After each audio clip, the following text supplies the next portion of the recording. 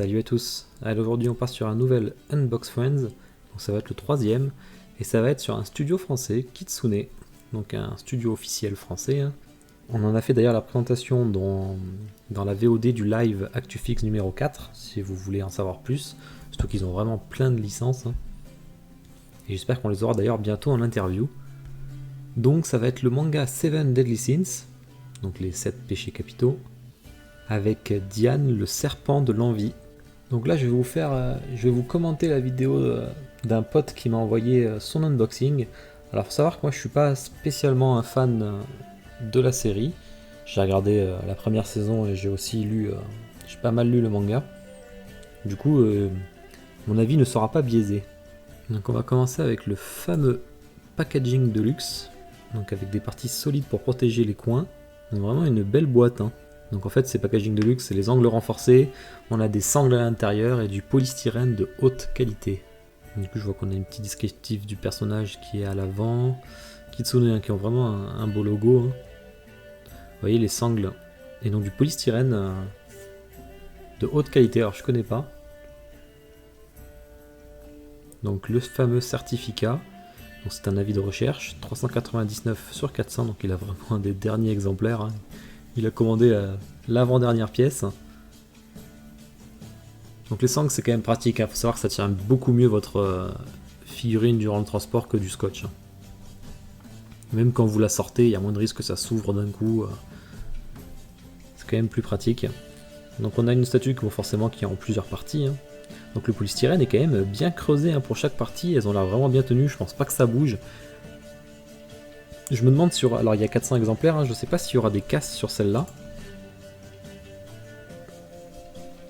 Mais du coup je pense pas, vu comme c'est bien protégé, il y en a un plastique, on a un second plastique. Vraiment ça c'est du bon travail.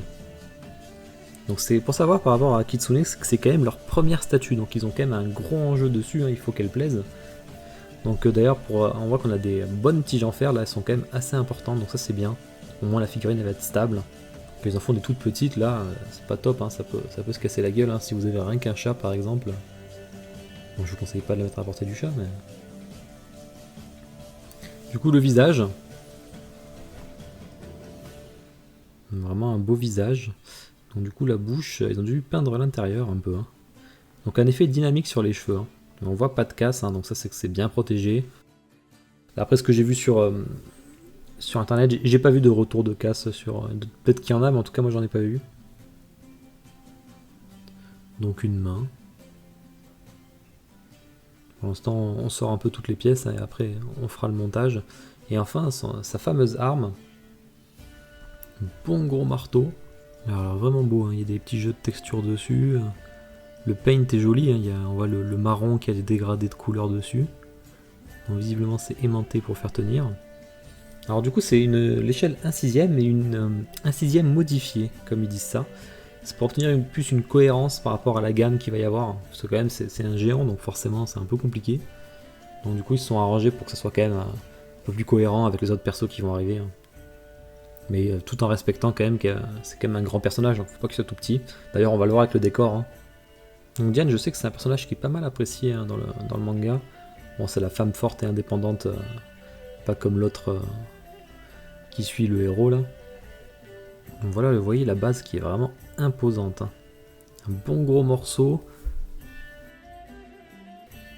Donc le pen des cailloux est vraiment très fidèle. Ça me fait penser un peu à ma Kiroa de Hunter Fan Studio. Mais là ça a l'air quand même d'un niveau au-dessus, forcément.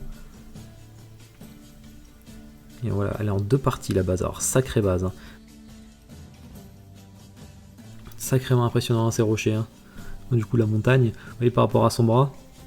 Alors je sais pas le poids que ça pèse, c'est pas noté. Mais en tout cas ça a l'air assez impressionnant. Donc là une bonne grosse tige en fer, donc pas de risque, ça sera bien attaché aussi. Donc visiblement on a aussi un peu de mousse sur de texture qui donne un effet mousse, donc ça c'est sympa. On a un deuxième petit objet pour rappeler l'exemplaire. Donc ça vous pourrez les mettre côte à côte. Je me rappelle que leur but c'était de pouvoir mettre tous les avis de recherche et tous les entre guillemets certificats d'authenticité côte à côte, que ça fasse un ensemble. Bon forcément la base qui s'emboîte bien. Donc comme je vous avais dit, la tige en fer qu'on met sur la base, donc ça au moins ça tiendra bien. Donc du coup elle tient que par une tige en fer. Hein. On a un petit chariot aimanté. Donc vraiment c'est pour renforcer un peu l'aspect du géant. Vous voyez comme c'est tout petit en bas, le chariot est petit. On a des petits champignons, enfin, la montagne qui est assez grande. En tout cas ça a l'air vraiment très propre, hein, que ce soit le paint job ou le sculpte. Les couleurs sont belles, elles sont vives, hein. C'est vraiment un bel orange je trouve.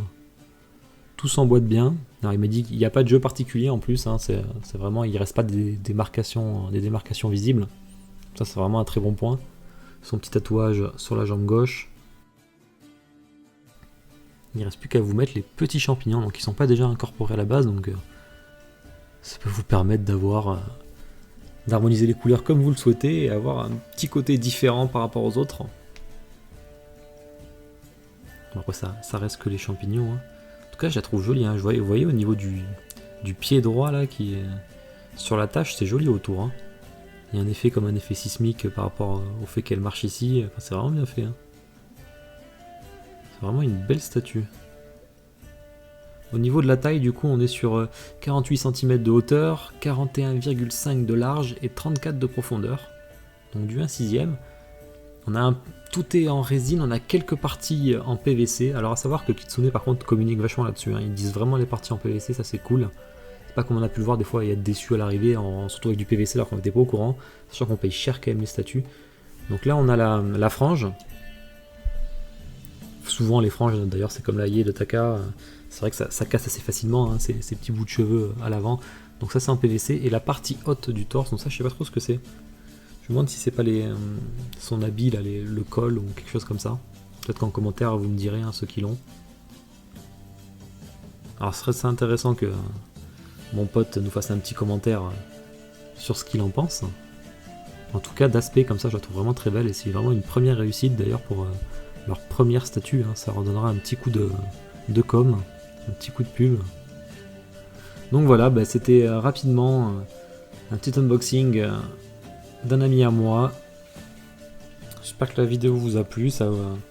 J'aime bien ce concept, hein. Ça me permet de montrer des statues sur ma chaîne que je ne possède pas. Hein. Je vais pas sur ce genre de manga, du coup moi je fais vraiment que Hunter x Hunter, Slam Dunk, One Piece. Donc du coup peut-être un peu de Bleach. Donc c'est intéressant de pouvoir voir aussi autre chose. Donc n'hésitez pas à me dire en commentaire, hein, ce que vous en avez pensé, si elle vous plaît aussi, sachant que c'est leur première statue, alors qu'est-ce que vous en dites? Et sinon je vous remercie d'avoir regardé la vidéo, puis à bientôt, donc bonne soirée ou bonne journée.